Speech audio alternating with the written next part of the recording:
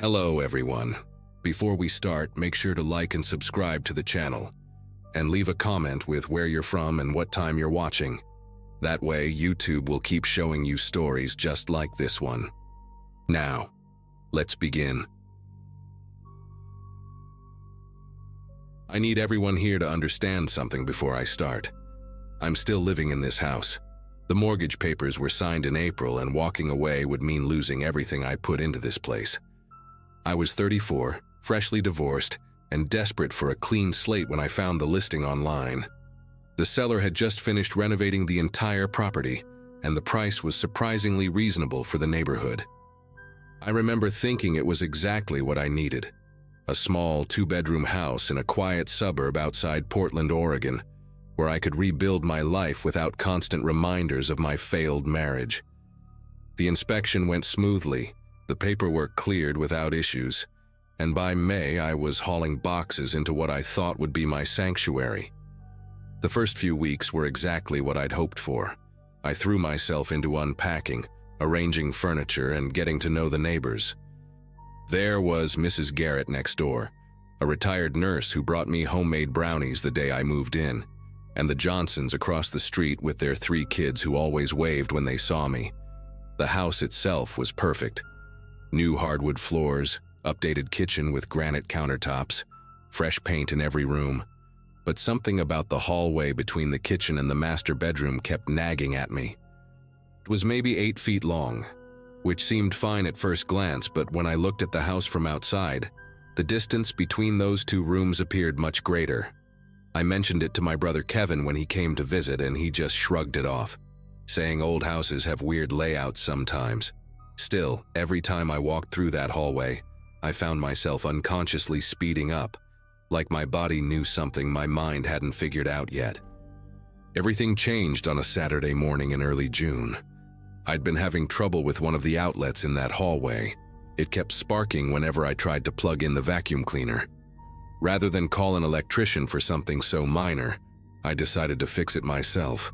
I'd done basic electrical work before, helping my dad renovate rental properties when I was younger. After shutting off the breaker, I unscrewed the outlet plate and pulled the socket forward. That's when I heard it, a hollow echo when my screwdriver accidentally tapped against the wall behind. Not the solid thud you expect from drywall against studs, but an empty, almost metallic reverberation. I knocked on the wall with my knuckles, moving along the surface, and the hollow sound extended for at least 3 feet in both directions from the outlet. My first thought was, maybe it was just poor construction. Perhaps the contractors had left too much space between the walls during the renovation. But the more I examined it, the stranger it became. I grabbed a flashlight and shined it through the gap where the outlet had been, and I could see that behind the drywall, there was definitely empty space. Not just a few inches, but what looked like feet of darkness extending beyond what my light could reach. I went outside and walked the perimeter of the house, counting my steps, trying to match the exterior dimensions with what I knew of the interior layout. The math didn't add up. There should have been at least 6 more feet of space somewhere in that hallway area.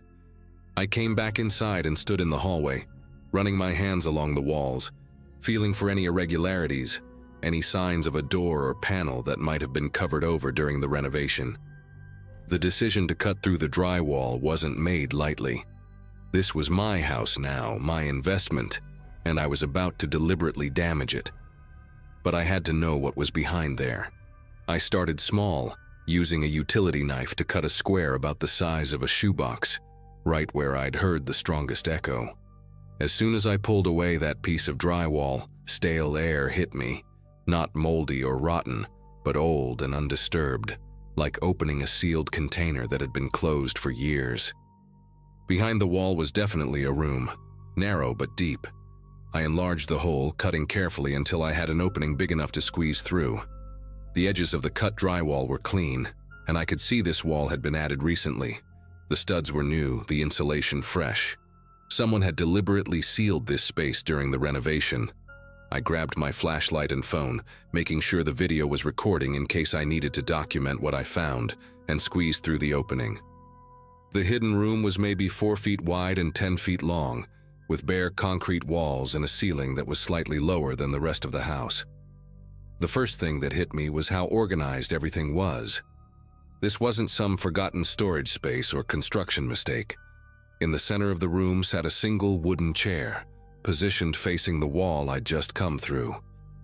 Above it, mounted on a bracket about 7 feet up, was an old camcorder, the kind from the late 90s or early 2000s, with a small LCD screen that had long since gone dark.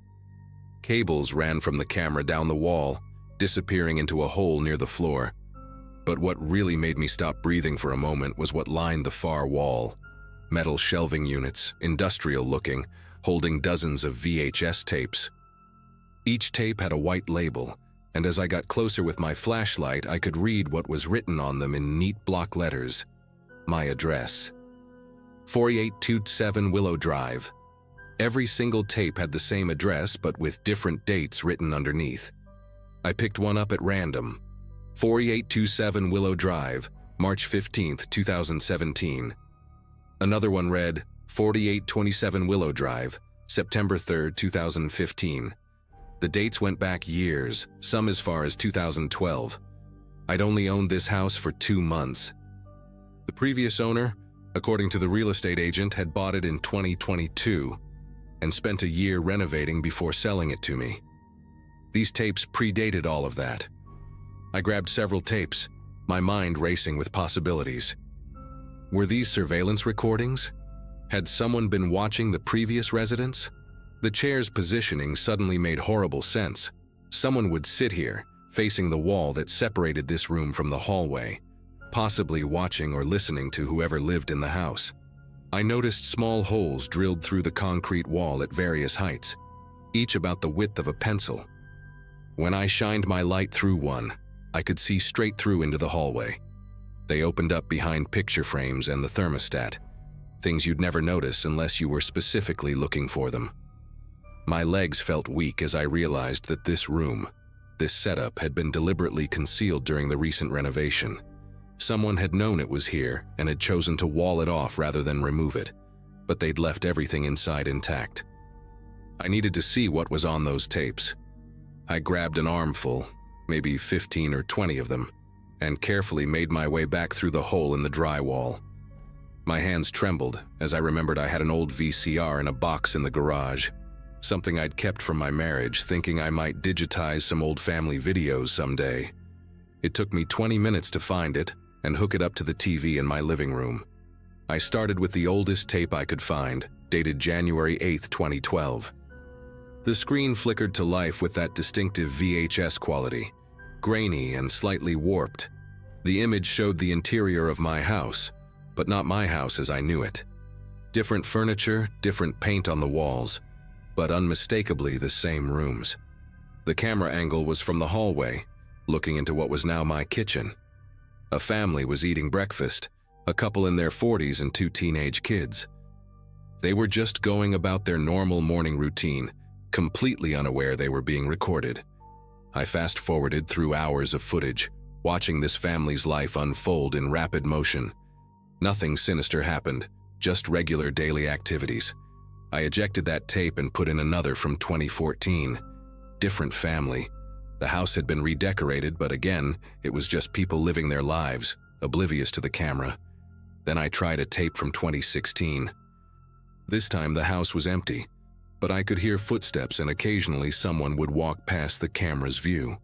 Always the same person, a man in his 60s wearing work clothes, like a maintenance worker or contractor. He would pause sometimes, stand in the hallway for minutes at a time, just breathing. On one tape from November 2016, I heard him speaking, though he wasn't visible on camera. His voice was calm, almost conversational. They painted over the yellow again. The Brennans liked yellow. The new ones won't last long. They never do when they paint over the yellow. I had no idea who the Brennans were or what he meant about the yellow. The most recent tapes were what really disturbed me. Dates from 2022 and early 2023 showed the house during renovation. Workers tearing down walls, installing new fixtures, painting, all recorded from those hidden holes. But in between the construction footage, There were long periods where the house was empty, except for one person. The same older man from the 2016 tapes, but now he looked frailer, more desperate. He would sit in that chair in the hidden room, I could tell by the audio quality and the echo, and narrate what was happening. "They're covering it all up now," he said in one recording from February 2023. 40 years of watching, and they're just going to pretend it never existed. But the room will still be here. The room remembers everything.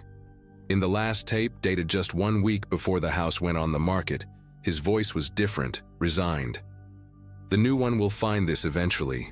They always get curious about the hallway. "When you're watching this, know that I never meant harm. I just needed to document. Some houses have histories that shouldn't be forgotten."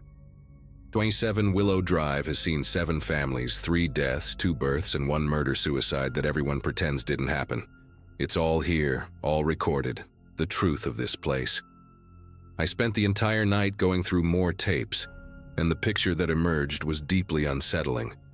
This man, I never learned his name, had somehow been accessing the house for decades, recording the private moments of every family who lived here. He had documented everything: arguments, celebrations, intimate conversations, children growing up, marriages falling apart.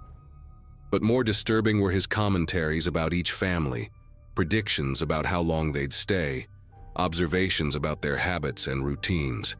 He'd been right about most of his predictions. The Nguyens lasted exactly 13 months, just as he'd said they would. The Brennans left after their daughter disappeared, something he'd recorded but never reported to anyone. And now here I was, the newest subject of this decades-long surveillance project, living in a house where someone had watched and recorded every single person who'd ever called it home. I called the police that Sunday morning, but their response wasn't what I expected. 2 officers came out, looked at the room, watched some of the tapes, and told me that without evidence of current criminal activity, there wasn't much they could do. The recordings were old, the man in them unidentifiable, and technically no one was being harmed. They suggested I contact the previous owner, but when I did, he claimed complete ignorance about the room. He'd bought the house from an estate sale, he said, and had simply drywalled over what he thought was an old storage area without investigating it. The real estate agent was equally unhelpful. I even tracked down 2 of the families from the tapes. The Nguyens were living in Seattle now, and when I told them about the recordings, Mrs. Nguyen went completely silent before saying, "We always felt watched in that house. That's why we left." She wouldn't say anything more and asked me not to contact them again. In the end, I made my decision. I hired contractors to completely demolish the hidden room, removing every trace of it: the chair, the camera mount, the shelving units. I kept the tapes, though. They're in a storage unit across town, all of them, because destroying them felt wrong somehow. Those recordings are the only proof that some of these events ever happened, especially the things people want to forget. I had the holes in the walls professionally sealed, and the entire hallway restructured, making it properly match the house's dimensions. The contractor who did the work told me he'd seen similar hidden spaces in old houses before, usually Prohibition-era hiding spots or Cold War shelters, but never one set up quite like this. It cost me nearly $10,000, but I sleep better now. Sometimes I still walk through that hallway and remember what was behind those walls, but at least now I know no one is watching. I check, though. Every few weeks I tap on the walls, listening for hollow spaces, making sure no new holes have appeared. Because the one thing that still bothers me, the thing that wakes me up some nights, is that I never found out who that man was, or how he was getting in and out of that room for 40 years without anyone noticing. And sometimes when I'm lying in bed at night, I wonder if he's still out there somewhere, maybe in another house, sitting in another hidden room, watching another family who has no idea they're being recorded.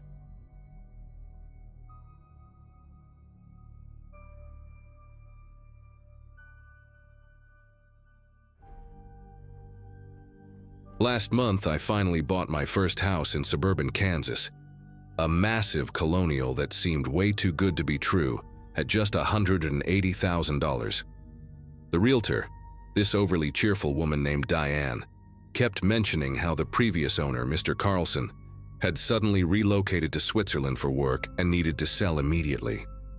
She showed me around the 4 bedrooms, the renovated kitchen with granite countertops, the huge backyard perfect for barbecues, and I remember thinking there had to be a catch somewhere. But the inspection came back clean, just some minor electrical updates needed, and the neighborhood seemed quiet with mostly families and retired folks. I'd been cramped in studio apartments for 8 years since college, saving every penny while working as an IT consultant, and this felt like finally making it. The closing went smoothly, almost too smoothly, with the seller's lawyer handling everything remotely, and I got the keys on a Friday afternoon in late October, when the leaves were just starting to turn. The first few days were perfect, just me unpacking boxes and setting up my home office in what used to be a guest bedroom upstairs. I'd wake up to actual sunlight instead of my neighbor's TV through thin walls, make coffee in my own kitchen without stepping over roommates' shoes, and walk around planning where everything would go. On my 4th day there, I decided to really explore the basement, since I needed to set up my workout equipment, and maybe create a small workshop area. The basement was already partially finished with drywall on most walls, and those interlocking foam floor tiles that the previous owner had installed, which saved me some money. But while measuring the space for my weight bench, I noticed the dimensions seemed wrong compared to the house's footprint above. Walking along the far wall with my tape measure, I discovered that behind a tall metal shelving unit, full of old paint cans, there was another door, painted the same beige as the walls, with a heavy-duty deadbolt that definitely wasn't standard residential hardware. The door wasn't on any of the blueprints I'd gotten during closing, and trust me, I'd studied those papers like my life depended on it, since this was my first major purchase. I pulled the shelving unit away from the wall, the metal legs scraping against the foam tiles and leaving black marks, and found myself staring at this weird industrial-looking door with no handle. Just that massive Medico lock that probably cost more than my monthly grocery budget. The paint job was sloppy around the edges, like someone had tried to make it blend in quickly, and there were scratch marks all around the deadbolt as if previous attempts to open it had failed. I went back upstairs to check the disclosure documents again, spreading them across my kitchen counter next to a cold cup of coffee, but there was absolutely nothing about a storage room or safe room or whatever this was supposed to be. Diane's business card was still stuck to my fridge with a smiley face magnet from the previous owner, so I called her right away, but it went straight to voicemail with a generic message saying she was showing properties and would return calls within 24 hours. That night I barely slept, just lying there in my new king-sized bed thinking about that door and what could possibly need that level of security in a suburban basement. Around 3 a.m. I went back down with a flashlight, even though the basement had working lights, somehow needing that extra brightness while I examined every inch of the door frame. The wood around it was newer than the rest of the basement finishing, maybe installed within the last 2 years based on the color difference, and when I pressed my ear against the metal, it felt cold, much colder than it should have been for an interior door. I tried picking the lock with some old tools from a phase in college when I thought lockpicking would be a cool hobby, but this lock was way beyond my amateur skills. The next morning, Saturday, I drove to Home Depot and bought a cordless angle grinder, safety goggles, and some cutting discs, telling myself I had every right to open any door in my own house, especially one that wasn't even supposed to exist according to the paperwork I'd signed. The grinding took longer than expected, almost 40 minutes of showering sparks and metallic screeching that probably had my new neighbors wondering what kind of lunatic had moved in next door. I had to stop every few minutes to let the tool cool down and wipe the sweat from my forehead, even though the basement stayed oddly cool for late October. When the lock finally gave way and clattered to the floor, bouncing twice on the foam tiles before rolling into a corner, I stood there for a solid minute just staring at the door. The metal was thick, maybe 2 inches, more like something you'd see in a commercial freezer or a bank vault. And as I pulled it open, the hinges groaned like they hadn't moved in months. The smell hit me instantly, this overwhelming mix of industrial bleach, The kind that burns your nostrils, layered with something else underneath. Something organic and wrong that made me immediately pull my shirt up over my nose. The room beyond was pitch black, and my flashlight beam seemed to get swallowed up by the darkness until I found a pull-chain light switch just inside the doorway. When that single bulb flickered on, casting harsh shadows across maybe 200 square feet of concrete space, I noticed the floor first because it was impossible to miss. Someone had scrubbed it recently. You could see the swirl patterns from aggressive mopping, but they couldn't hide the discoloration in the concrete itself. These dark, rusty stains that had soaked too deep to ever come clean. Against the far wall, 2 heavy-duty chains hung from metal brackets that had been drilled directly into the concrete, each ending in what looked like professional-grade shackles, the kind with actual locks built into them. The walls were bare concrete too, unpainted, but covered in these weird scratches at about shoulder height, grouped in sets of 4 parallel lines like someone had been keeping count of something. There were clear imprints on the floor where furniture had been, a perfect rectangle about the size of a twin bed, a square that might have been a table, and circular marks from what could have been bucket or containers. In one corner I spotted a drain in the floor, the kind you'd see in a commercial kitchen or a morgue, with dried brown residue caked around its edges despite someone's obvious attempts to bleach it clean. My legs went weak, and I had to grab the door frame to keep from falling, my mind racing through every possible innocent explanation, but coming up empty because there's no good reason for chains and shackles in a residential basement. I backed out of the room slowly, like there might be someone still in there hiding in the shadows, and ran upstairs to grab my phone, nearly tripping on the basement steps in my panic. I called 911 and tried to explain what I'd found, but the dispatcher kept asking if there was an immediate emergency, if anyone was hurt, if I was in danger right now, and when I said no, she transferred me to the non-emergency line. The officer who answered sounded bored until I mentioned the chains and the stains. Then his tone shifted completely, and he said they'd send someone over within the hour. While I waited, I stood in my driveway, not wanting to be inside that house, watching normal Saturday activities on my street. Kids riding bikes, someone mowing their lawn, an elderly couple walking their beagle, and wondering how many times they'd passed by while whatever happened in that room was taking place. 2 detectives arrived in an unmarked Crown Victoria, a younger black woman named Detective Washington, and an older white guy named Detective Brenner, who looked like he'd seen enough horrible things to last several lifetimes. They followed me to the basement, both of them putting on latex gloves before we even got to the door, and when Brenner saw the room, he immediately told Washington to call for a forensics team. They asked me to wait upstairs while they photographed everything, and I could hear them talking in low voices, Brenner saying something about checking missing persons from the last 5 years, and Washington responding with, "This looks exactly like the Riverside case." They sealed the room with yellow tape and told me I'd need to find somewhere else to stay for at least a week while they processed the scene, that this was now an active crime scene investigation.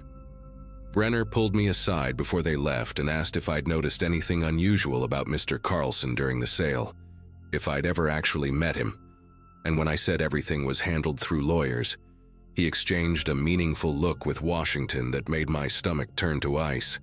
I spent that night at a Holiday Inn downtown, unable to eat the takeout Chinese food I'd ordered, just sitting on the bed watching the local news to see if my house would show up. Around 10 p.m. my phone rang. It was Detective Washington asking if I could come to the station first thing in the morning to look at some photographs. She wouldn't say what kind of photographs, just that it was important for their investigation, and her voice had this careful, measured quality like she was trying not to alarm me more than necessary. I didn't sleep at all, just stared at the ceiling thinking about those scratches on the wall, counting in sets of 4, wondering if they were days or weeks or something else entirely.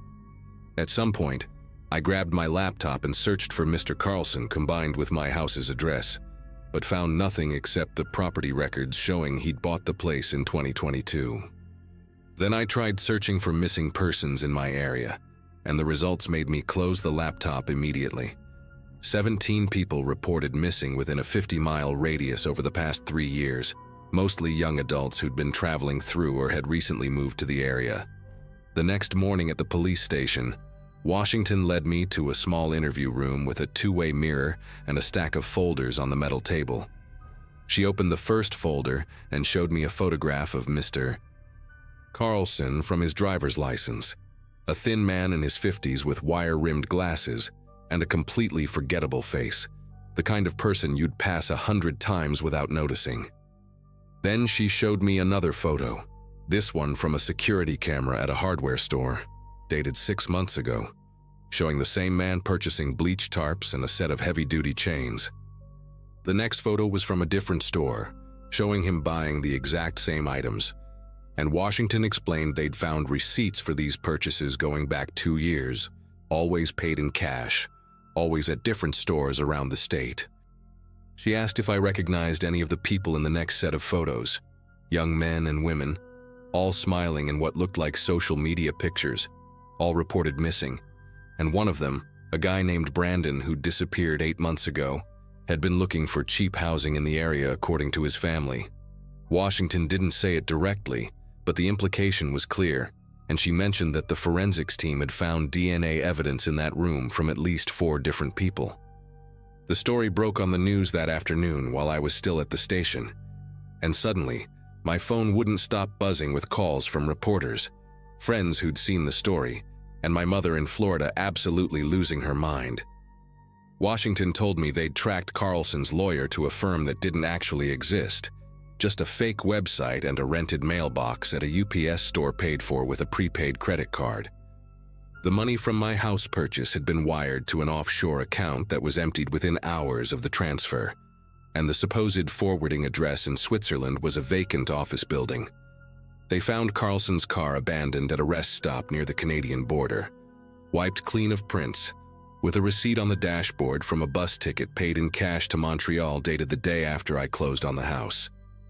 Inside the glove compartment, they discovered a burner phone with one saved video, a minute-long recording of that basement room with someone breathing heavily behind the camera, panning slowly across the chains and the stains, while a muffled voice in the background pleaded repeatedly, begging, "Please, I have a family."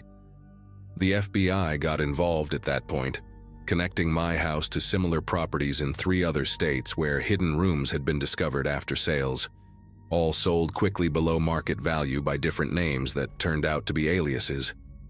They never found Carlson, if that was even his real name, and after 3 weeks of investigation, they released the house back to me, professionally cleaned and with that door permanently welded shut. I couldn't bring myself to move back in. The thought of sleeping above that room made me physically sick, so I stayed with my parents while my lawyer fought to get the sale reversed, based on the failure to disclose what was essentially a crime scene. The other buyers from the connected properties formed a support group that I attended once, but hearing their stories, one woman found old Polaroids hidden in her walls, another discovered human teeth in his garbage disposal, just made everything worse. Eventually, I took a massive loss and sold the house to a property developer who planned to demolish it and build condos, the only buyer who didn't care about its history. Before I handed over the keys, I went back one last time to grab a box I'd forgotten, and found fresh flowers on the front steps with no card, just white roses that reminded me of funeral arrangements.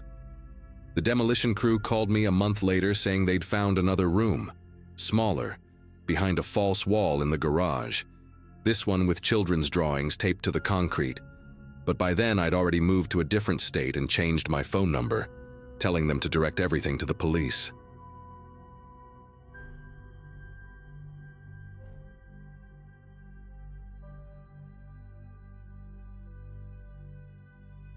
August was when I finally moved into my first house after years of apartment living. It was a modest 2-bedroom ranch in a quiet neighborhood outside Columbus, Ohio, the kind of place where kids still rode bikes in the street and neighbors actually waved when they saw you. I'd been working as a dental hygienist for 8 years, saving every penny I could, and finding this place felt like winning the lottery. The previous owner, an elderly man named Harold, had passed away 6 months earlier, and his daughter was eager to sell quickly. She practically threw the keys at me during closing, mentioned something about needing to get back to California, and I never saw her again. The house needed work, sure, but nothing I couldn't handle with YouTube tutorials and determination. I remember thinking I'd finally made it, standing in that empty living room with sunlight streaming through dusty windows, inhaling that particular scent of old carpet and fresh possibilities. About 3 weeks after moving in, I first noticed the smell. It started subtle, like maybe I'd forgotten to take out the trash or left wet laundry in the machine too long. That sweet, rotten odor that makes your nose wrinkle involuntarily. I deep cleaned everything that weekend, scrubbed the kitchen until my knuckles were raw, poured bleach down every drain, even pulled out the refrigerator to clean behind it.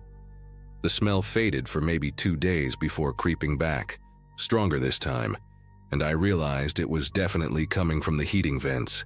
Every time the AC kicked on, this wave of stench would drift through the house, thick and cloying, like spoiled meat mixed with something chemical. I bought those vent air fresheners, the ones that clip onto the grates, but they just made it worse, creating this horrific potpourri of lavender and decay. I tried everything over the next 2 weeks. Baking soda down the vents, those expensive enzyme cleaners they sell for pet odors, even borrowed my brother's shop vac to suck out whatever might be stuck in there. Nothing worked. The smell would disappear for a few hours, then return with vengeance, especially at night when the system cycled on automatically. I started sleeping with my windows open despite the humidity, preferring mosquito bites to that nauseating stench. My coworkers began asking if I was feeling all right because I looked exhausted. But how could I explain that a smell was keeping me awake? I called 3 different HVAC companies before finding one that could come out the same week. The first 2 were booked solid until September, and by that point, I was desperate enough to pay the emergency service fee for comfort zone heating and air. The technician, a younger guy named Craig with tattoo sleeves and gauged ears, showed up that Friday morning. Not what I expected from an HVAC tech, but he seemed to know his stuff, immediately pulling out this tiny camera on a flexible cable to inspect the ductwork. I watched him feed it through the living room vent, staring at the grainy display on his tablet as it navigated the dark metal passages. He kept making these concerned humming noises, pausing occasionally to screenshot something on the screen. After about 20 minutes, he pulled the camera out and asked me where the main trunk line access was, usually in the basement or attic. Mine was in the crawl space under the house, accessed through a panel in the hallway closet. Craig grabbed his tools and a headlamp, muttering something about how he really hated crawl spaces but needed to check where all the branch ducts connected to the main system. I heard him shuffling around down there for what felt like forever, the occasional clang of metal echoing up through the floor. Then everything went quiet for a long time, maybe 10 minutes, before I heard him scrambling back toward the access panel faster than someone should move in a 3-foot-high space. When he emerged, his face had lost all color, and there were cobwebs in his hair that he didn't even bother to brush away. He kept opening his mouth like he wanted to say something, then closing it again, his eyes darting between me and his phone. Finally, he managed to tell me there was something I needed to see, but first he had to get better lighting equipment from his van. The way he said it, careful and measured like he was trying not to spook a wild animal, made my chest tighten with dread. Craig returned with one of those portable work lights, the kind that floods a whole area with harsh white LED brightness, and we both descended into the crawl space. I'd never been down there before and immediately understood why he hated these spaces. You had to duck walk or crawl. The dirt floor was covered in thick plastic sheeting that crinkled with every movement, and spider webs hung like curtains from every joist. The smell hit differently down here, more concentrated and mixed with earth and mildew. Craig led me about 15 feet in, where the main duct ran horizontally before branching off to different rooms. He positioned his light to illuminate a section where someone had cut a rectangular access panel into the duct, maybe 18 inches wide, sealed with metal tape that had been peeled back and reapplied multiple times based on the layers of adhesive residue around the edges. Craig pulled on thick work gloves and carefully peeled back the tape, the metallic ripping sound unnaturally loud in the confined space. The smell that escaped made us both gag and pull our shirts over our noses. He angled the work light to shine directly into the opening, and at first I couldn't process what I was seeing. The inside walls of the duct were covered in photographs, dozens of them, all held in place with yellowing Scotch tape. Some were Polaroids, others looked like they were printed from a computer, and a few were those old film prints with the white borders and dates stamped in orange numbers on the bottom. Craig reached in with a telescoping grabber tool and carefully removed one, holding it under the light. It showed my bedroom, taken from the exact angle where the vent would be, with my new bedding clearly visible. The photo couldn't have been more than 2 weeks old. My whole body went rigid as the implication sank in. Craig started pulling out more photos, laying them on the plastic sheeting in rows. There were pictures of every room in my house, all taken from vent height, spanning what looked like years based on the changing furniture and decorations.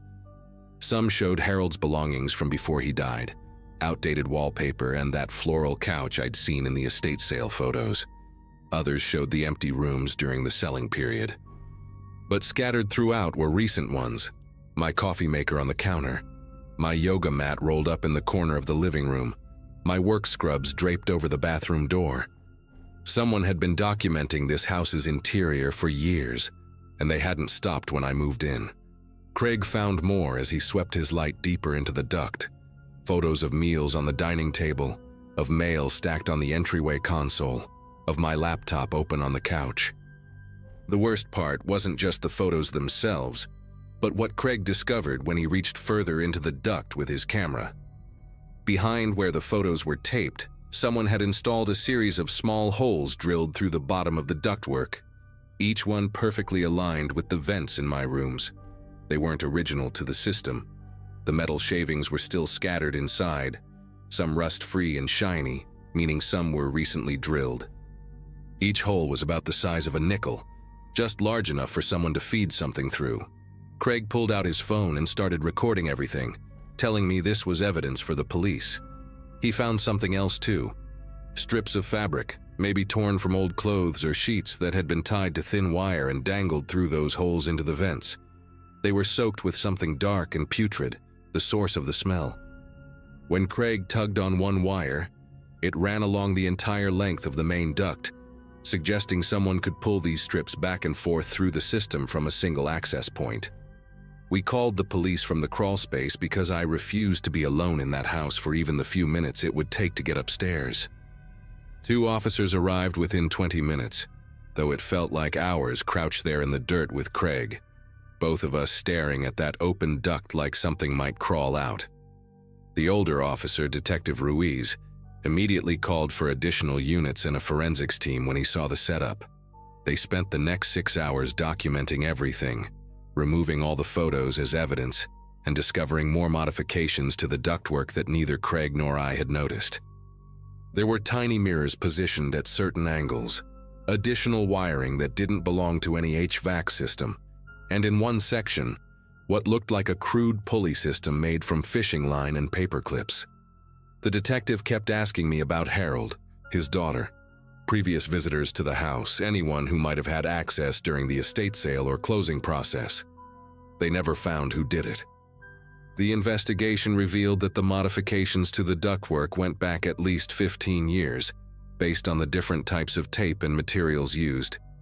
Some of the oldest photos showed a family I didn't recognize, presumably the people who lived there before Harold bought the place in 2008.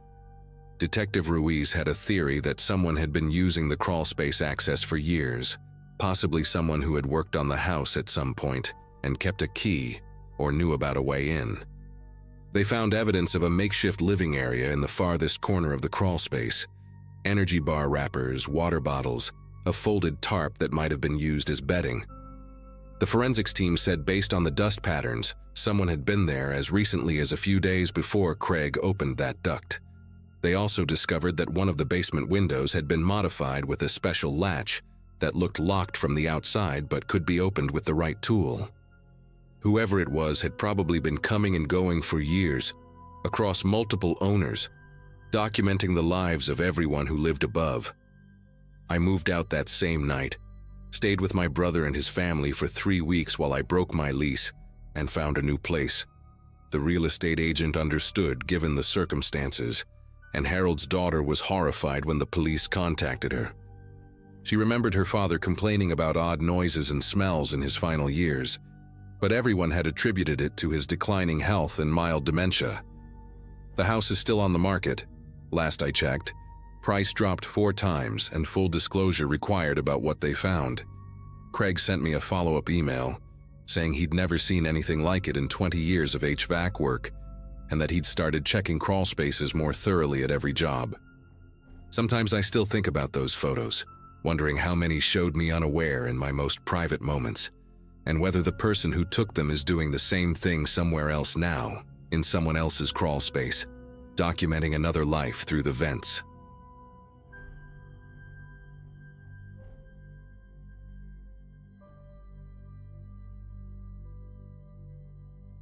I never thought digging up my backyard would change everything about how I see my own home. It was early May when I finally bought my first house, a modest 2-story colonial in a quiet neighborhood just outside of Denver. After years of renting cramped apartments and dealing with impossible landlords, having my own place with an actual yard felt like winning the lottery. I was 28, working as a graphic designer for a local marketing firm, and my biggest worry at the time was whether I could afford new curtains for the living room. The previous owners, an elderly couple named the Fosters, had left the place in decent shape, but the backyard was overgrown with weeds that reached almost to my knees. That Saturday morning, armed with gardening gloves and more enthusiasm than skill, I decided to tackle the jungle that would eventually become my vegetable garden. The soil was surprisingly soft from the spring rains, and I was making good progress clearing out the weeds near the back fence when my trowel hit something hard about 8 inches down. At first, I figured it was just another rock. I'd already found dozens of them. But when I brushed away the dirt, I saw a corner of clear plastic, the heavy-duty kind people use for freezer bags. Inside the plastic, I could make out something rectangular and black. My first thought was that maybe the Fosters had buried some old documents or valuables, though that seemed odd. I carefully dug around the package, which was about the size of a paperback book, and wrapped multiple times in plastic bags sealed with duct tape. When I finally pulled it free and peeled away the layers, my heart started racing a bit faster. It was a smartphone, one of those newer Samsung models, completely pristine like it had just come out of the box. The smart thing would have been to turn it into the police right away, but curiosity got the better of me. I mean, who buries a perfectly good phone in their backyard? The device was dead, obviously, but I had a drawer full of old charging cables from previous phones. After cleaning off the dirt and moisture from the plastic wrapping, I brought it inside and plugged it into my kitchen outlet. While it charged, I made myself a sandwich and tried to think of logical explanations. Maybe someone dropped it during a party, and the Fosters just accidentally buried it while doing yard work. But the deliberate wrapping made that theory fall apart. After about 20 minutes, the screen flickered to life with that familiar Samsung logo. The phone was locked naturally, requiring a PIN I didn't have. But what made me stop chewing mid-bite was the lock screen wallpaper. It was a photo of my house, taken from the street, showing my bedroom window on the 2nd floor. The timestamp in the corner of the photo showed a date from 2 weeks before I'd moved in, back when the house was supposedly empty after the Fosters had already moved to their retirement community in Arizona. I stared at that screen until it went dark again, trying to process what I was seeing. The angle of the photo was specific, taken from across the street, probably from the sidewalk near where Mrs. Jeffries, my neighbor, had her prized rose bushes. But what really made my skin prickle was a detail I hadn't noticed at first. In the photo, there was a shadow in my bedroom window, just the vague outline of someone standing there, watching. I tapped the screen to wake it up again, zooming in as much as the lock screen would allow. That's when the phone vibrated with an incoming text message. The preview showed on the screen without needing to unlock it. "You shouldn't have moved back." I nearly dropped the phone right there in my kitchen. The message came from an unknown number, just a string of digits with a local area code. Before I could even think about what to do, another message popped up. "The garden remembers everything." Then another. Check under the oak tree next. My breathing got shallow and quick, and I had to sit down at my kitchen table to steady myself. The rational part of my brain kept insisting this had to be some kind of prank, or maybe messages meant for whoever owned this phone before. But how could anyone know I'd found it? How could they know I'd charged it right now at this exact moment? I grabbed my own phone to take photos of the screen, documenting everything, when the buried phone started ringing. The caller ID just said "watching," and the ringtone was this old-fashioned bell sound that seemed way too loud in my quiet kitchen. I let it ring until it went to voicemail, but no message was left. Within seconds, it rang again. Same caller ID, "watching." This time, against every instinct screaming at me not to, I tried to swipe to answer, but the lock screen prevented me. The ringing stopped, and immediately a new text arrived. "You were always meant to find this. Check your laptop." That last message made my whole body go rigid. My laptop was closed on my coffee table in the living room, exactly where I'd left it that morning after checking emails. I walked over to it slowly, the buried phone still in my hand, and opened the screen. There was a folder on my desktop that hadn't been there before, labeled with just numbers, 5042024. That was today's date. Inside were dozens of photos, all of my house, taken from different angles and at different times of day. Some showed me through windows, carrying boxes on move-in day, cooking dinner last night, even one from this morning showing me getting dressed in what I thought was the privacy of my bedroom. The most recent photo was time-stamped just 30 minutes ago. It showed me in the backyard, bent over the exact spot where I'd found the phone, taken from somewhere behind the fence. My neighbor, Mrs. Jeffries, was out of town visiting her daughter, and the house behind mine had been for sale for months. Whoever took this had to have been standing in the empty property, watching me through the gaps in the wooden fence. I ran to my back door and locked it, then went through the house checking every window and door. Everything was secure, but that didn't make me feel any safer. The buried phone buzzed again. "Your mother lived here in 1997. Did she tell you what she did?" This message hit different than the others. My mom had never mentioned living in Colorado, let alone in this specific house. She'd always told me she grew up in Michigan and moved to Texas after college, where she met my dad. I called my mom immediately, trying to keep my voice steady when she answered. I asked her casually if she'd ever lived in Denver before, maybe when she was younger. There was this long pause, the kind that tells you everything before words do. She finally asked me why I was asking, and when I mentioned the address of my new house, she went completely silent. After what felt like forever, she said we needed to talk, but not over the phone. She was booking a flight and would be there tomorrow morning. When I pressed her for answers, she just kept repeating that I needed to leave the house right now, stay in a hotel, and wait for her. The terror in her voice was something I'd never heard before. My mother, who was always the calmest person in any crisis, sounded absolutely petrified.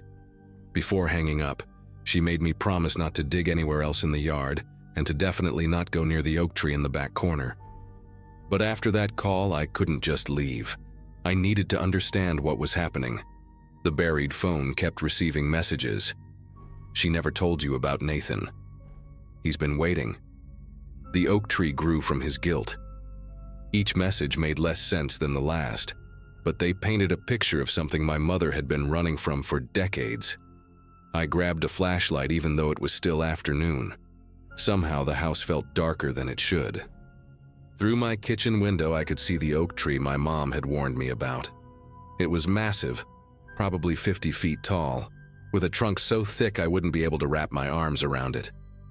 The previous owners had built a small bench underneath it, and I'd actually eaten lunch there my first day in the house, thinking how peaceful it was. Now looking at it from inside, I noticed something I hadn't seen before. The ground around its base was slightly sunken, like the earth had settled unevenly over time. I was still staring at the tree when I heard footsteps on my front porch. Slow, deliberate steps, followed by a knock. Not the doorbell. 3 measured knocks. Through the peephole, I saw a man, probably in his 60s, wearing a faded brown jacket despite the warm weather. He had this weathered face like someone who'd spent decades working outdoors, and his eyes were this pale gray color that seemed to look right through the door. He knocked again, and when I didn't answer, he spoke. "I know you're in there, Kathleen." That was my mother's name. His voice was rough but calm, like he'd practiced this moment many times. "You look just like her. Same dark hair, same way of standing with your weight on your left foot." I glanced down. He was right, I was leaning left. She thought changing her name to Amanda would make me stop looking. Thought moving to Texas would be far enough. But I've been here, waiting, knowing someone would come back to this house eventually. The man stepped back from the door, and I watched through the peephole as he pulled out an old flip phone. My buried phone immediately buzzed with a new message. "Nathan wasn't supposed to die. Your mother pushed him." Another message. "I'm his brother. I saw everything from the upstairs window." My mind was racing, trying to piece together this nightmare. The man continued talking, his voice carrying through the door. She was 17, pregnant, scared. Nathan wanted to keep the baby, wanted to marry her, but Kathleen had other plans, didn't she? They argued by the oak tree that night. She said he fell, hit his head on a rock, but I saw her put her hands on his chest. I saw the push. He paused, and I could hear him breathing heavily. My parents believed her story. Everyone did. Poor, sweet Kathleen, the minister's daughter. They helped her bury him right there, under where that oak tree grows now. Helped her leave town, start fresh. But Nathan deserves justice. I grabbed my phone and dialed 911, but the man must have heard me because he said, "Go ahead, call them. I'll tell them about the body under the tree. I'll tell them who put it there. Your mother might have been a minor then, but murder has no statute of limitations." My finger hovered over the call button. Everything made horrible sense now. Why my mother had been so desperate for me to leave. Why she'd hidden her past so completely. The man walked off my porch, but before leaving he called out, "I buried that phone 2 weeks ago when I heard someone bought the house.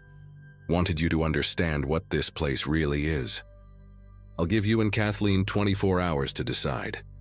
Either she comes back and faces what she did, or I make sure everyone knows the truth about Nathan's death. The DNA testing they have now, that body will tell its own story." I watched him walk down my driveway and get into an old pickup truck. The license plate was from Nebraska, mud-covered but visible. As soon as his truck disappeared around the corner, I threw clothes into a bag and got in my car, calling my mom as I drove to tell her he'd found us. My mother met me at a diner halfway between Denver and the airport. When she walked in, she looked older than I'd ever seen her, like she'd aged years in the hours since our phone call. We sat in a corner booth, and she told me everything. She had been Kathleen Foster. Yes, same last name as the elderly couple who'd sold me the house. They were Nathan's parents. The sick irony of me randomly buying that exact house wasn't random at all. Nathan's brother, Glenn, had been tracking our family for years through social media, public records, little digital breadcrumbs we never knew we were leaving. When the house went on the market after his parents died, he'd somehow manipulated the listing, made sure it appeared in my searches, even had someone at the real estate office steer me toward it. My mother explained that Nathan's death truly had been an accident. He'd been drunk, aggressive, grabbing at her when she tried to leave. She'd pushed him away in self-defense, and he'd fallen backward, hitting his head on a garden stone. But in 1997, in a small religious town, a pregnant teenager's word against a dead boy's memory wouldn't have meant much. Nathan's parents had helped cover it up not to protect her, but to protect their own reputation. We went to the police together that night. My mother told them everything, and they took her statement with surprising compassion. Turns out, Glenn had been harassing other people too. Nathan's old girlfriends, anyone connected to that time. The police had a file on him already.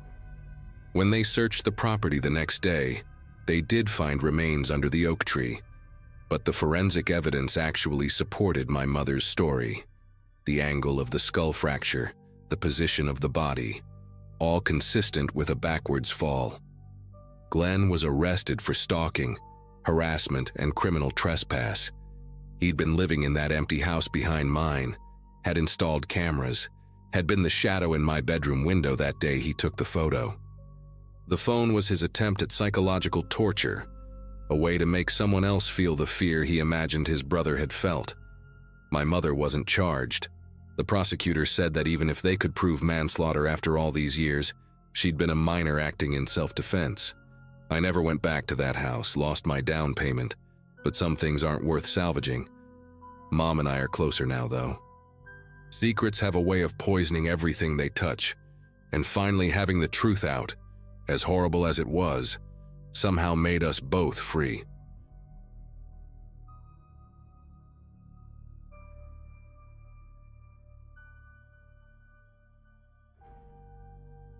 The sedan first appeared on a Friday night while I was debugging a particularly nasty piece of code. My coffee had gone cold hours ago, and the only sounds in the house were my mechanical keyboard clicking away and the hum of my computer fans. That's when the headlights caught my attention through the office window. A black car had pulled up across the street and just stopped there. Not parked, really, because the engine kept running, that low diesel rumble carrying through the quiet November air. The development was so new that the street still had those orange plastic markers where the sidewalks would eventually go, and most of the lots were just dirt and construction debris. Only a handful of us had actually moved in, scattered across the unfinished neighborhood like pioneers in a suburban wasteland. The isolation had been a selling point for me after everything that had happened with my divorce. At first, I barely gave the car a second thought. People get lost in new developments all the time. The GPS doesn't know the roads yet, street signs aren't up, house numbers are missing. Hell, I'd gotten turned around myself the first few nights coming home from the grocery store. But after an hour passed and that black sedan hadn't budged, I started watching it between lines of code. The headlights were dimmed down to parking lights, creating these two amber dots in the darkness like eyes. Through my blinds, I could just make out someone in the driver's seat, but they weren't moving around or looking at their phone.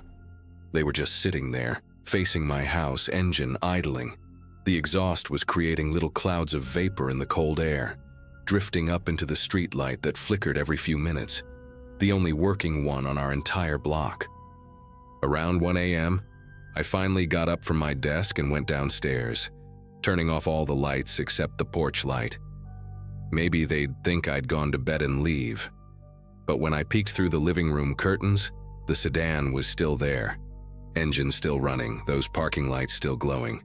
I could see the fuel gauge must have been dropping. Who just sits there burning gas for hours? The weird thing was the windows. They weren't tinted, not exactly, but they had this foggy quality, like they were covered in condensation from the inside. I grabbed my phone and snapped a photo, but the flash reflected off my window, ruining the shot. When I looked again without the phone, I swear the driver had shifted slightly, maybe turned their head just a fraction toward my house. It was hard to tell in the darkness, but that small movement made my chest tighten. I went back to bed around 2 a.m. but kept getting up to check. Each time the car was there, same position, same dim lights, same running engine. The sound of it became this constant background drone that seemed to vibrate through the walls. Finally, around 5:45 a.m., just as the sky was starting to lighten, I heard the engine rev slightly and looked out to see the sedan pulling away, slow and deliberate, no rush at all. It didn't turn around or go to any of the other houses. It just drove straight down the road until it disappeared where the pavement ended and the construction zone began. I tried to get the license plate, but there was mud caked over it, probably from driving through the unpaved sections of the development. That detail bothered me more than it should have. It seemed intentional. Saturday came and went without incident. I almost convinced myself it had been a one-time thing, maybe someone casing the construction sites for tools or copper wire to steal. But that night, 11:30 p.m. sharp, I heard it before I saw it. That distinctive diesel engine sound crawling up the street. I rushed to the window and watched the same black sedan pull into the exact same spot, like it was hitting a predetermined mark. This time I was ready with binoculars I'd dug out of a moving box. The driver was wearing a baseball cap pulled low and what looked like a winter coat with the collar up, even though it wasn't that cold. I couldn't make out facial features, but I could see their hands on the steering wheel.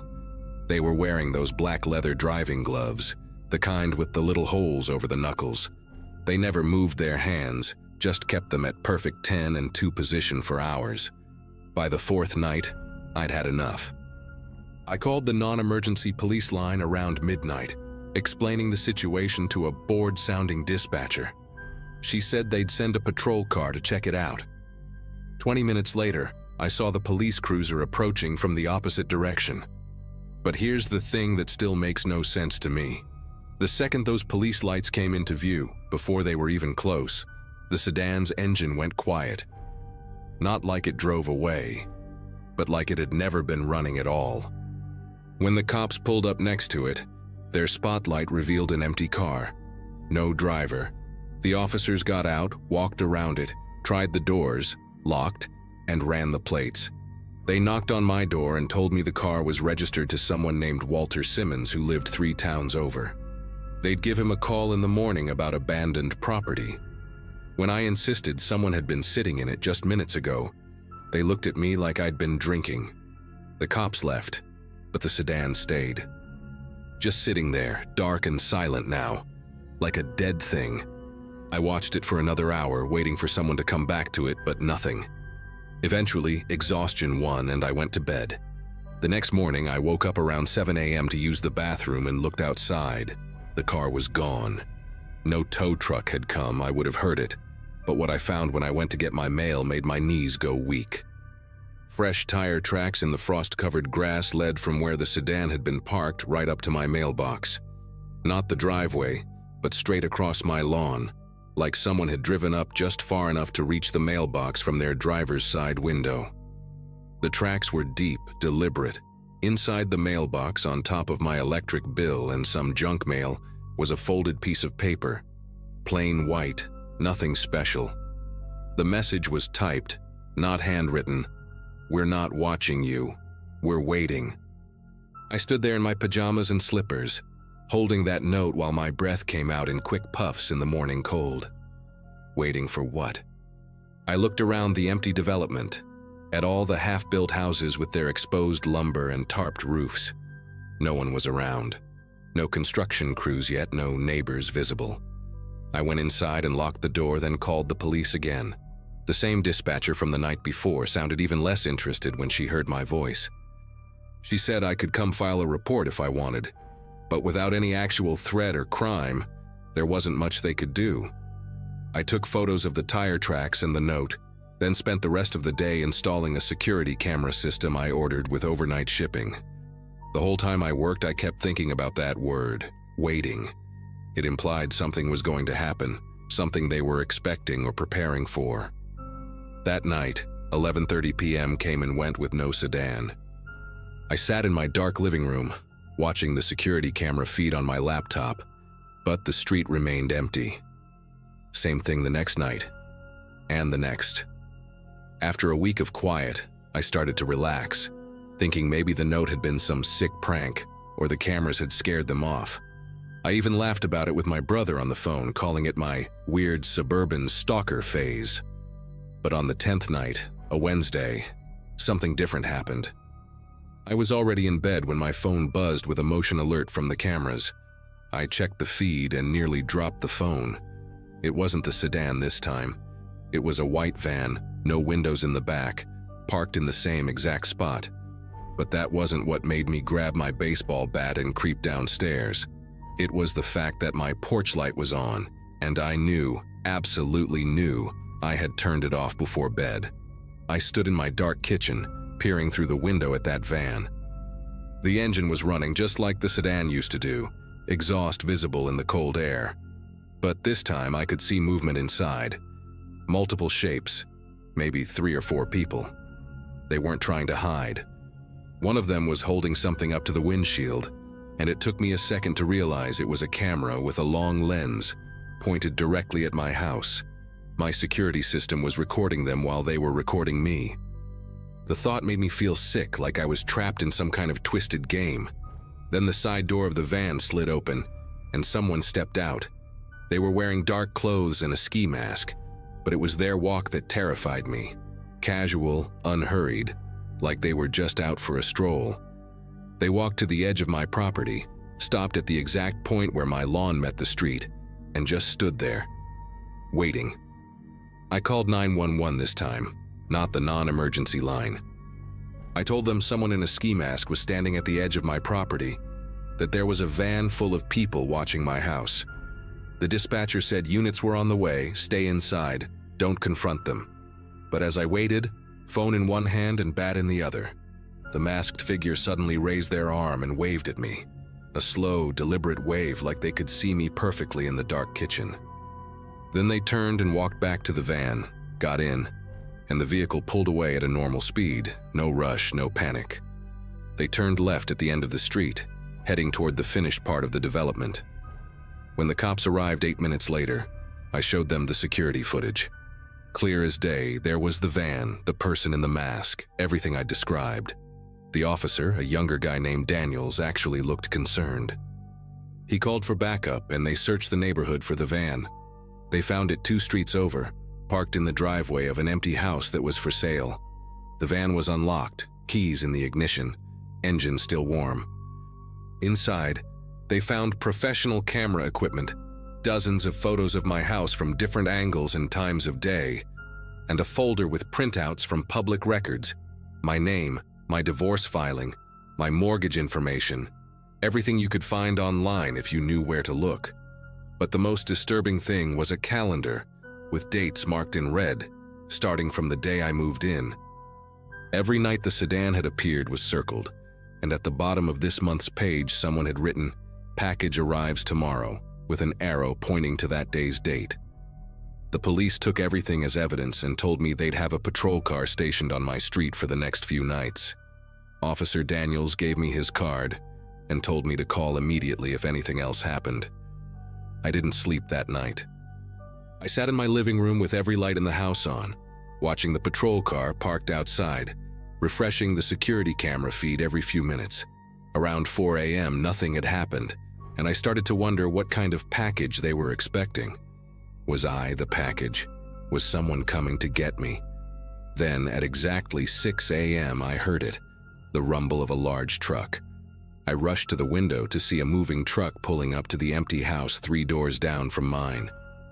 2 men got out and started unloading furniture like it was the most normal thing in the world. Behind the moving truck, a silver SUV parked, and a family got out. A couple with 2 young kids, maybe 8 and 10 years old. The woman waved at the patrol officer who had gotten out to watch. She walked over to him, and I could see them talking, her gesturing at the house, smiling. Normal new neighbors moving in. Except I recognized her walk immediately. It was the same gait, the same shoulder movement as the masked figure from the night before. The patrol officer eventually drove away after helping them carry a couch inside. I stood at my window, watching this family move in, feeling like I was losing my mind. Then the woman looked directly at my house and waved, that same slow, deliberate wave. I grabbed my phone to call Officer Daniels, but stopped when I saw a text from an unknown number. It was a photo of me, taken from inside my own bedroom 2 weeks ago, showing me sleeping. The timestamp was from the first night the sedan had appeared. The message below it read, "We waited for the right house to become available. We're home now. Stop calling the police or we'll have to introduce ourselves properly. Some neighbors just want privacy." I packed a bag and left within an hour. Stayed in a motel for 3 days while I arranged to break my lease. The property management company charged me a fortune in fees, but I didn't care. I drove past once to get the rest of my things, and that family was outside, playing in their yard. The woman smiled and waved.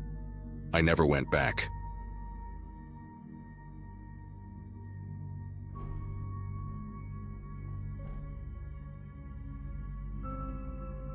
The gravel trucks woke me up every morning at 6:15 sharp, dumping their loads in the empty lots around my house, while I tried to make coffee in a kitchen that still smelled like fresh paint and sawdust. Southern Illinois in February isn't exactly paradise, especially when you're living in what's basically a construction zone, pretending to be a neighborhood. Only 5 houses stood completed in the entire development, scattered across 200 empty lots like forgotten game pieces on a board nobody wanted to finish playing.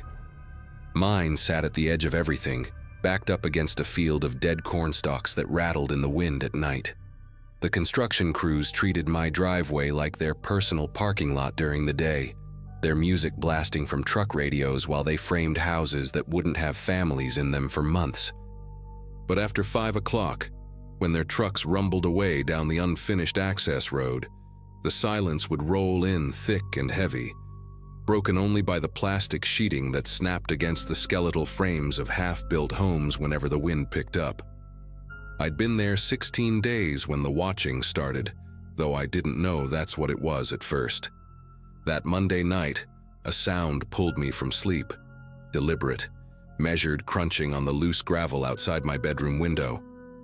Not the scattered noise of a raccoon or stray dog, but something with purpose, with weight behind each step. Through the gap in my curtains, I saw her standing at the property line where my temporary orange mesh fence met the emptiness of the next lot.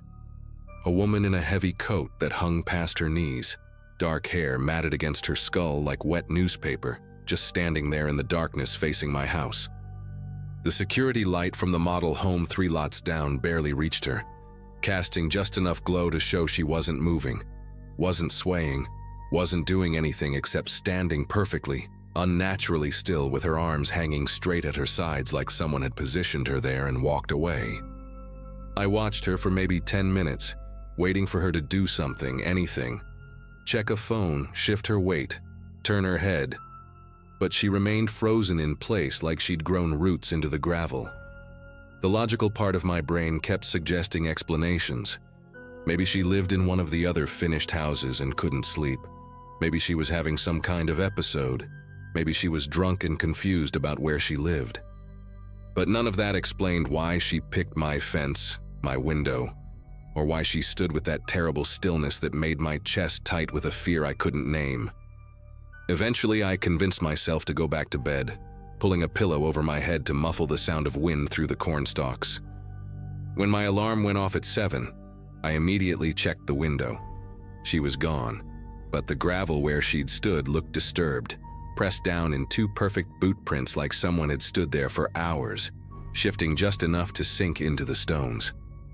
The next night, I stayed awake on purpose, laptop open on my bed, pretending to work on spreadsheets while really watching the window.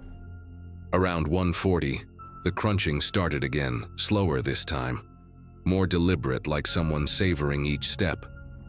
She appeared at the fence line first, that same heavy coat making her look like a dark pillar against the empty lot. But then she started walking forward. Not toward my front door or driveway, but straight toward my bedroom window, stopping maybe 10 feet away this time.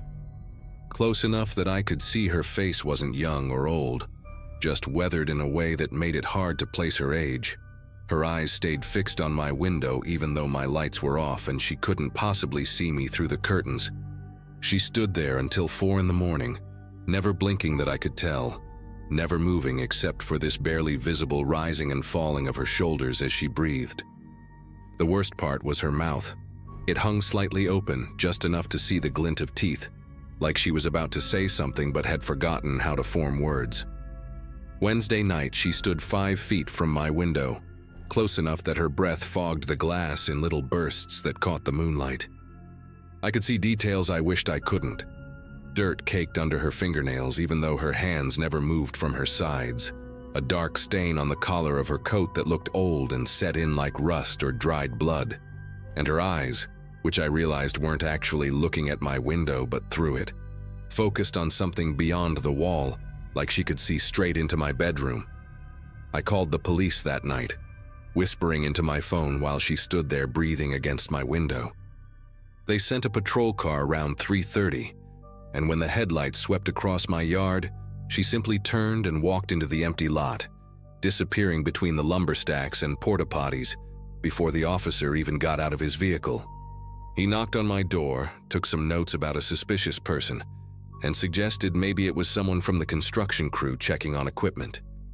The dismissive way he said it, like I was some paranoid suburban woman afraid of her own shadow, made me want to grab his shoulders and make him understand that no construction worker stands at windows for hours without moving. The officer left me his card and told me to call if she came back, but we both knew he thought I was wasting his time. After he drove away, I walked around my house with a flashlight checking the windows, and that's when I found them. Boot prints in the gravel, dozens of them, circling my entire house like she'd been walking rounds while I slept. But the thing that made my knees go weak was realizing the prints went right up to every window, not just my bedroom. She'd stood at each one, and at the sliding glass door that led to my back patio, the prints were deeper, like she'd stood there the longest. Some of the prints overlapped, creating this chaotic pattern that reminded me of dance steps or someone pacing while working through a problem in their head. I followed them with my flashlight until they led to the edge of my property, then continued in a straight line through the empty lot, past the construction equipment, and disappeared into the darkness where the streetlights hadn't been installed yet. I didn't sleep the rest of that night, just sat in my living room with every light in the house blazing, and a kitchen knife on the coffee table that I knew wouldn't help, but made me feel less helpless.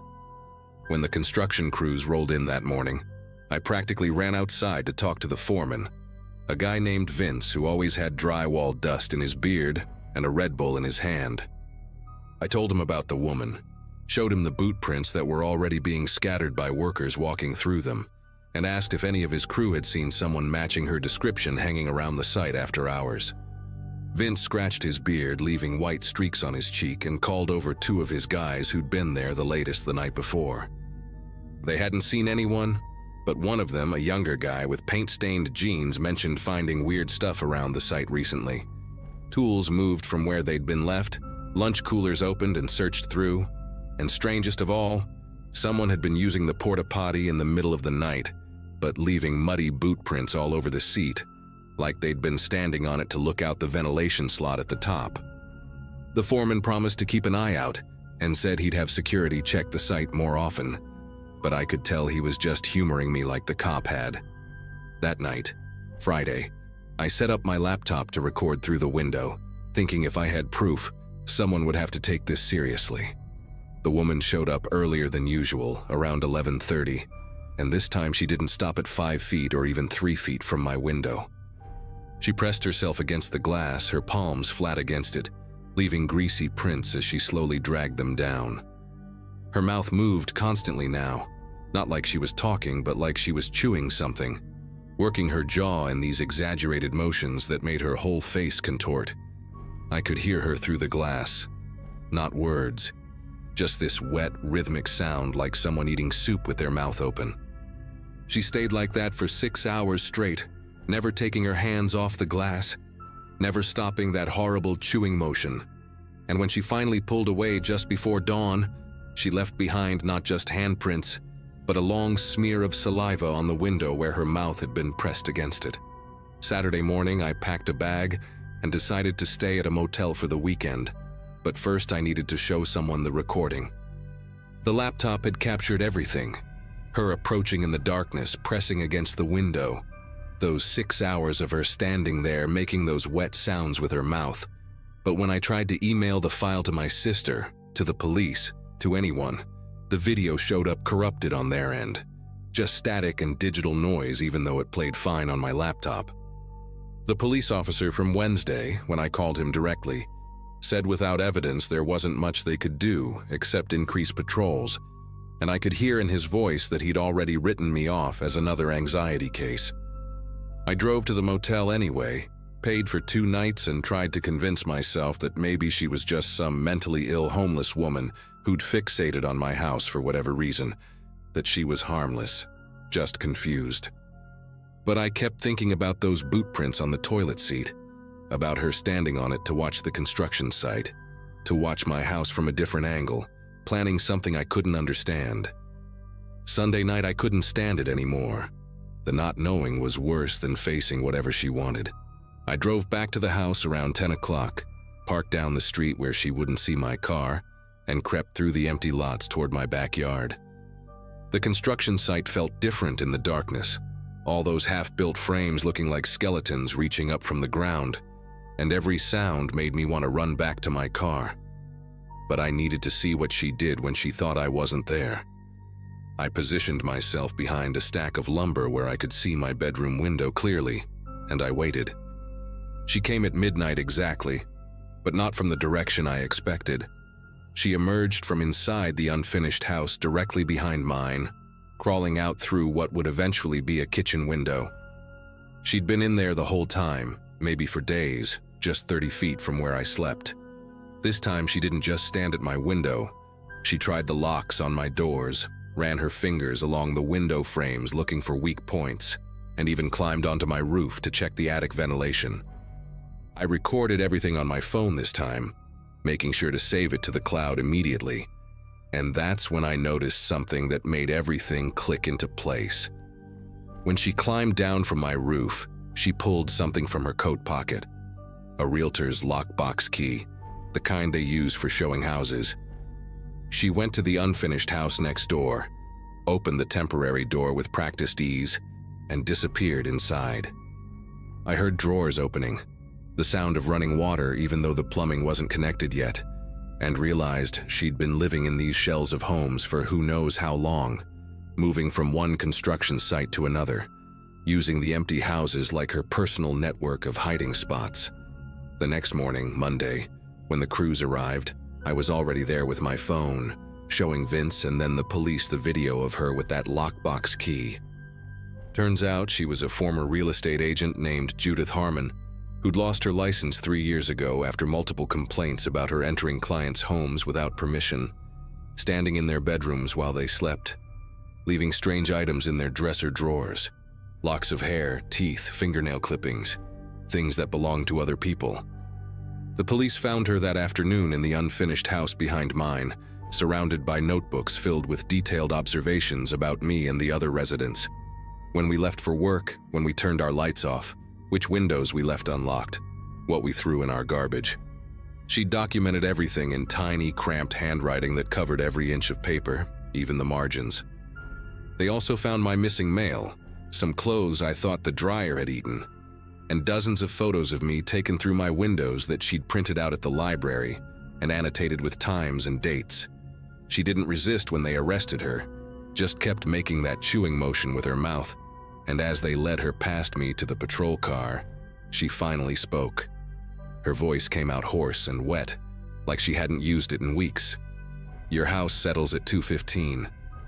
The bedroom window lock jiggles if you pull up twice, then push. You look so peaceful when you sleep on your left side." They found out later she'd been inside my house at least 3 times while I slept, just standing in my doorway, watching. The construction company changed all their lock boxes the next day, and I broke my lease that same week. But sometimes I still wake up at 2:15 exactly and listen for the sound of gravel crunching outside my window.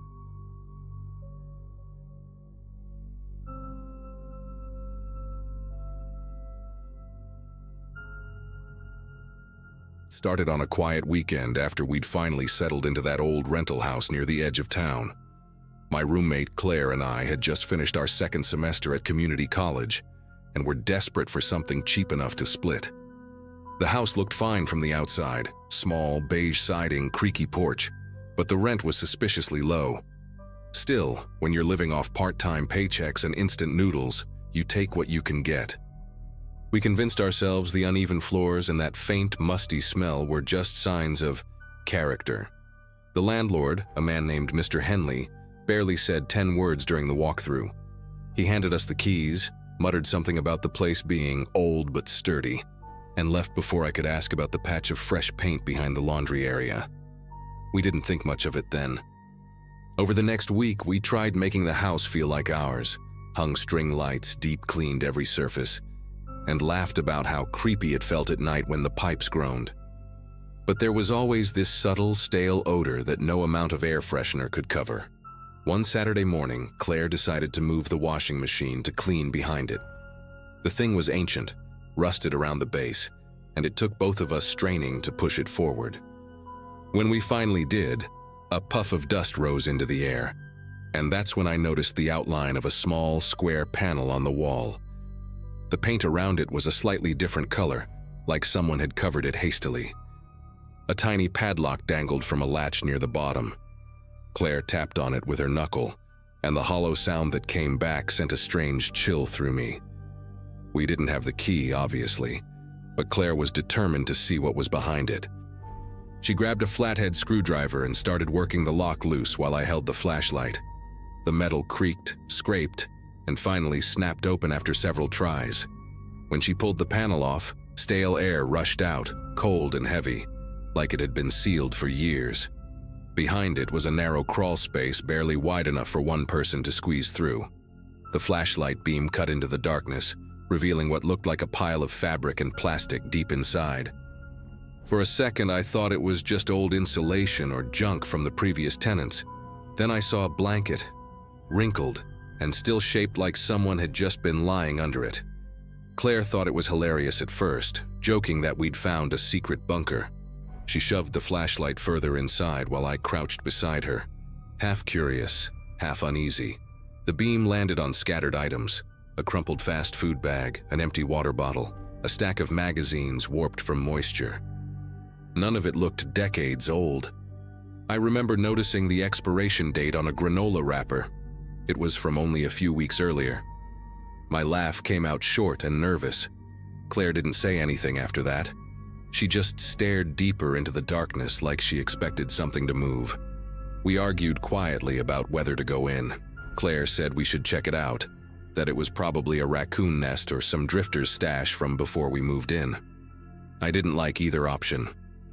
Still, she convinced me to at least shine the light around once more. When she reached her arm in farther, her voice trembled slightly as she said, "There's a blanket down here, and it's warm." That word, warm, didn't make sense. The crawl space had to be freezing. I took the flashlight, leaned closer, and saw it for myself. A faded blue blanket bunched up like a cocoon, a dent in the middle where someone's body might have rested not long ago. We both backed away, leaving the panel open. The air in the laundry room suddenly felt heavier, like the walls were holding their breath. Claire wanted to call the landlord, but I insisted we call the police first. She hesitated, worried we'd sound ridiculous, but the idea of that warm blanket sitting there made my voice crack when I told her I wasn't spending another minute in that room. While she called, I stood in the hallway, staring at the washing machine we'd pushed aside, expecting to hear something crawling beneath the floorboards. The police arrived faster than I expected. 2 officers who looked equally tired and skeptical. One of them crouched down, shined his own flashlight inside, and whistled quietly. The other asked if we'd noticed anything missing or disturbed. We hadn't. They crawled in with masks and gloves, spending maybe 10 minutes inside before emerging. Their faces had changed. They found a backpack, half filled with clothes, a toothbrush, and a small radio still tuned to a static-filled station. The officer said whoever had been living there probably slipped out once they heard us moving the washer. He didn't sound sure, though. That night, Claire couldn't sleep. Every sound made us jump. The house settling, a branch brushing the siding, the faint hum from the refrigerator. The officers had promised to send someone by to check the property again in the morning, but that didn't make either of us feel better. Before going to bed, I stacked a chair under the back door handle and kept a kitchen knife beside the mattress. The crawlspace panel was still open. The police said to leave it like that, just in case. The idea that someone might have been slipping in and out beneath our feet made the air feel unsafe, like even the floor couldn't be trusted. Around 3 in the morning, Claire whispered my name from her room.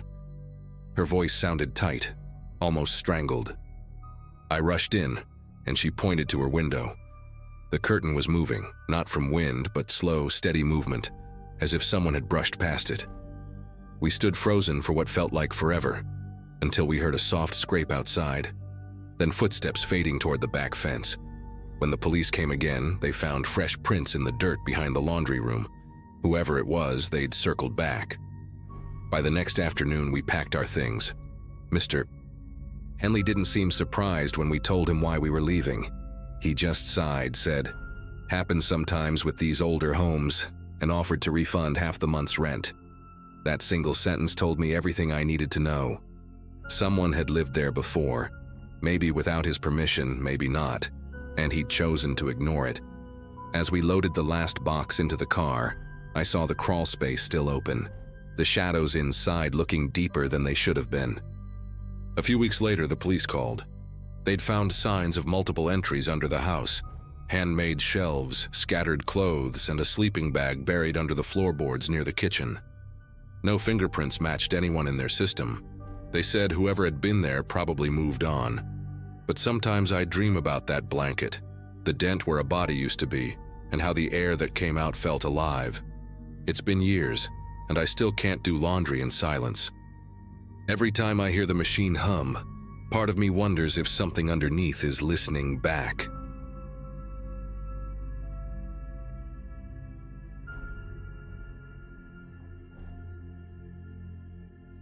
The first night in the new house felt heavier than I expected.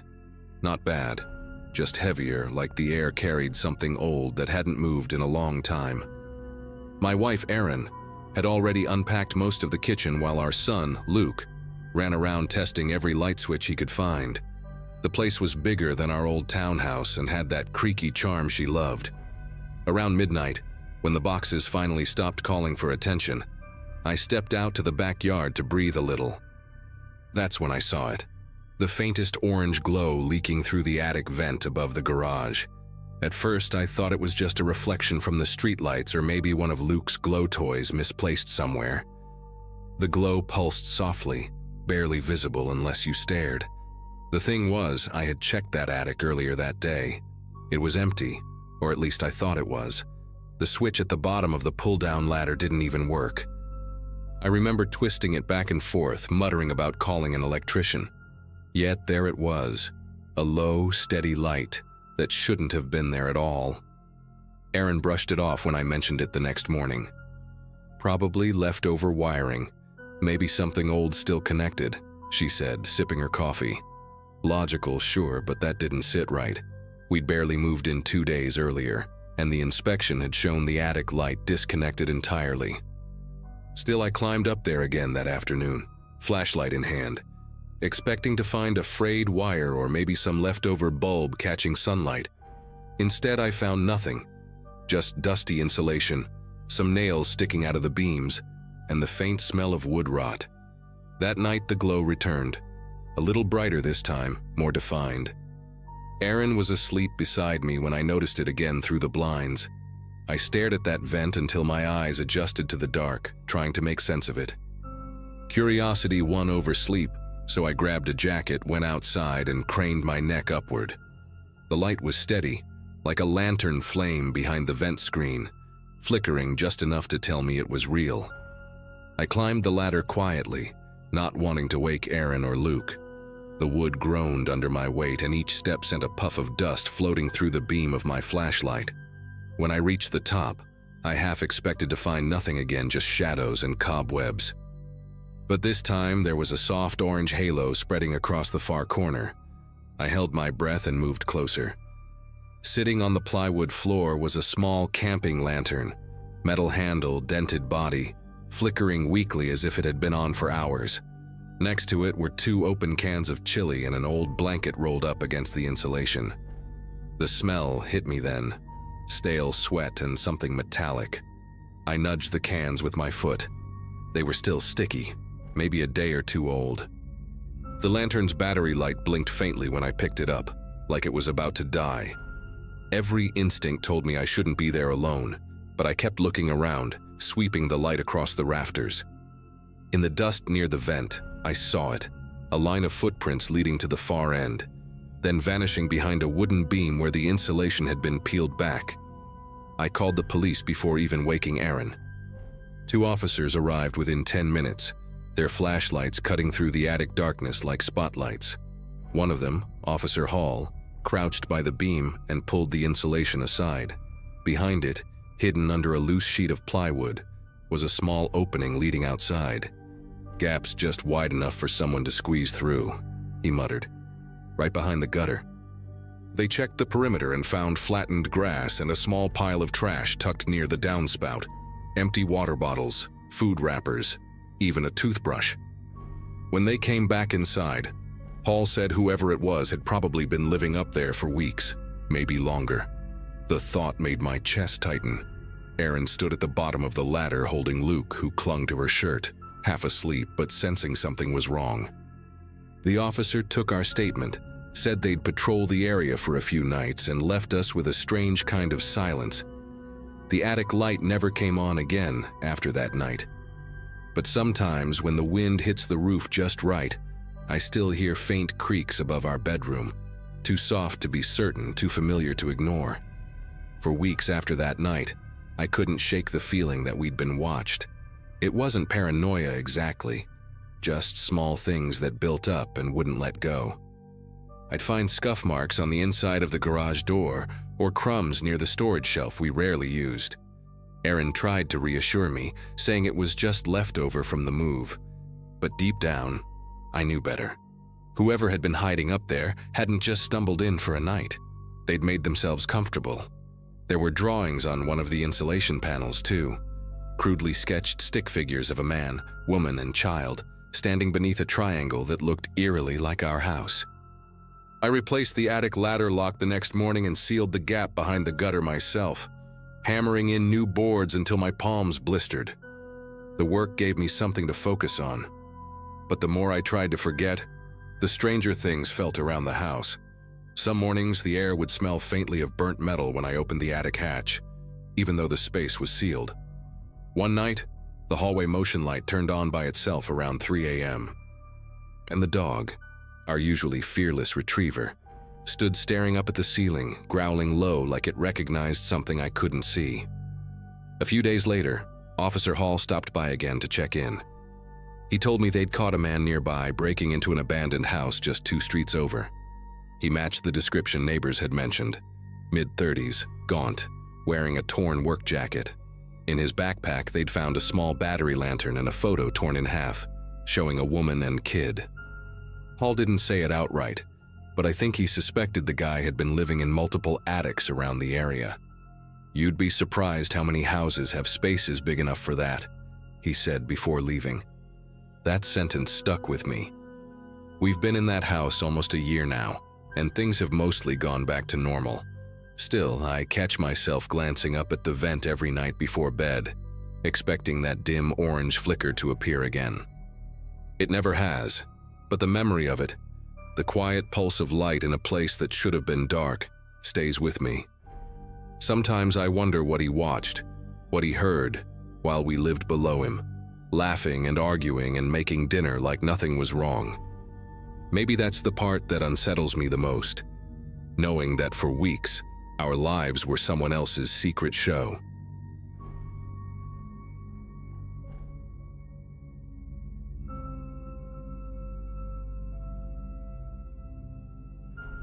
The house felt too cheap to be real. 2 floors, a creaky staircase, a front porch big enough for a swing, and somehow it was still within our budget. My girlfriend, Melissa, said it had character, which was her way of saying she could picture us growing old there. I just saw the cracked paint, the sagging gutters, and the faint smell of dust that never quite left the air. But we signed the papers anyway, thinking it'd be fun to fix it up together. We moved in midweek with a U-Haul, pizza boxes, and way too much optimism. By the second day, we'd already started exploring the upstairs. There were 3 doors in the hallway. One led to our bedroom, one to a small bathroom, and the last was sealed shut.